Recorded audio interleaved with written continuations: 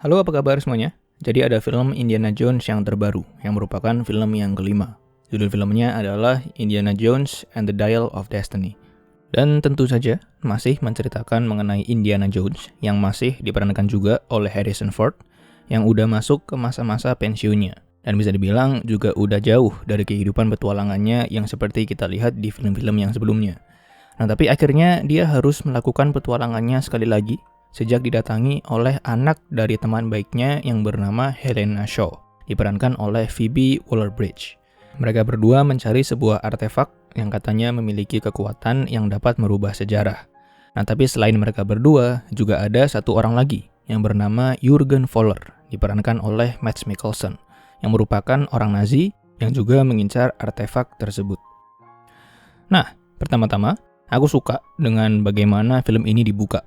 Dengan adanya adegan ledakan, adanya adegan berantem, kejar-kejaran, dan sebagainya, udah pasti akan langsung menarik atensi kita sebagai penonton.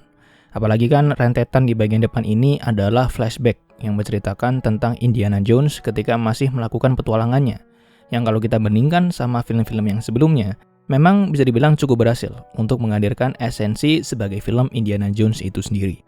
Yang ya walaupun ada ya satu adegan yang menurutku terlalu nggak masuk akal. Ya tapi udahlah. Dan ngomong-ngomong, kalau kamu nonton film ini dan ngelihat bagian flashback di sini, kamu pasti akan tahu kalau mereka itu menggunakan cara de-aging supaya Harrison Ford jadi kelihatan jauh lebih muda dari umur yang sebenarnya. Yang sekarang kan dia udah berumur kalau nggak salah 80 tahun.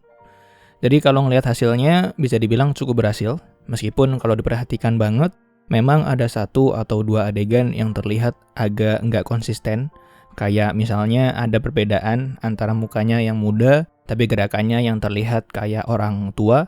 Tapi aku rasa hal ini pun juga cukup tertutupi dengan adegan-adegan yang terjadi di dalam filmnya. Tapi balik lagi ya, aku ada satu adegan yang sempet bikin aku itu ngerasa kayak, ini si Indiana Jones ini emang nggak bisa mati ya? Agak nggak masuk akal sebenarnya, tapi ya udahlah ya. Toh, bagian pembukaan ini seru lah secara keseluruhan. Nah, tapi sebenarnya kalau ngomongin adegan-adegan yang nggak terlalu masuk akal, dan karena ada beberapa adegan kejar-kejaran di film ini, nggak cuma ada di bagian flashback doang, aku ngerasa kalau film ini lumayan beda dalam menyampaikan rangkaian adegan action tersebut kalau dibandingkan sama film-filmnya yang sebelumnya. Di film ini pacingnya kerasa cepet banget. Dan ini aku nggak ngomongin faktor dari skornya John Williams ya, karena mungkin itu adalah salah satu hal yang mungkin bisa dibilang sempurna banget di film ini, tapi lebih kepada editing perpindahan antar adegannya itu yang cepet banget. Aku asumsikan mungkin supaya makin membuat tegang, tapi kalau dibandingin sama adegan kejar-kejaran di film Indiana Jones yang pertama, yang mana dari segi pacing sebenarnya terasa lebih pelan, tapi justru jauh lebih mendebarkan di film yang pertama tersebut. Dan sedangkan di film ini, pacingnya cepet, editingnya cepet, tapi malah nggak begitu mendebarkan, dan bahkan mungkin bisa dibilang nggak menegangkan sama sekali.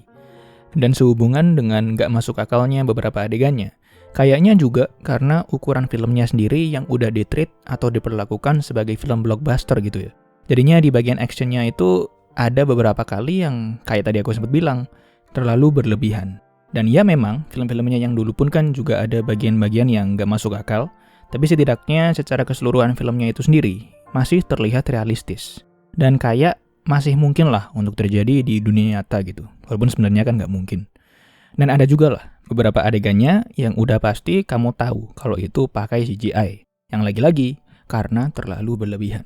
Dan ini di luar cerita tentang artefaknya yang memang mengandung unsur-unsur kekuatan supranatural ya. Karena kan film-filmnya yang dulu pun kan juga kayak gitu. Tapi masih terasa realistis.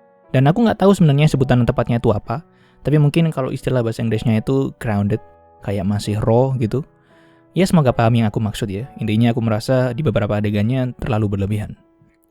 Nah, kemudian di film ini juga ada dua karakter yang muncul dan saling berinteraksi di hampir sepanjang film.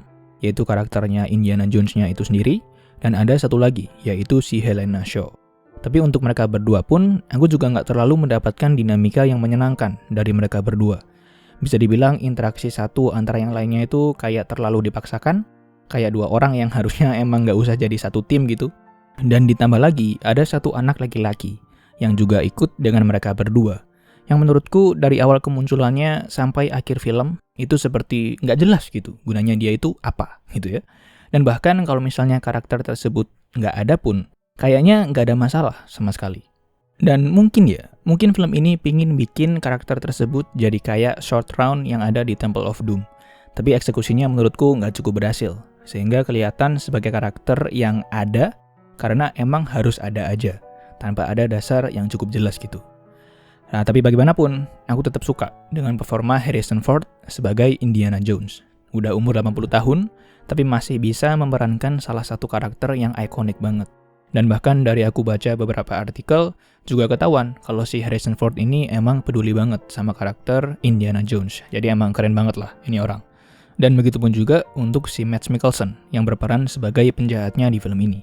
Aku suka banget dengan bagaimana dia menggambarkan penjahat yang dingin dan terlihat punya aura yang mungkin bisa dibilang agak menyeramkan.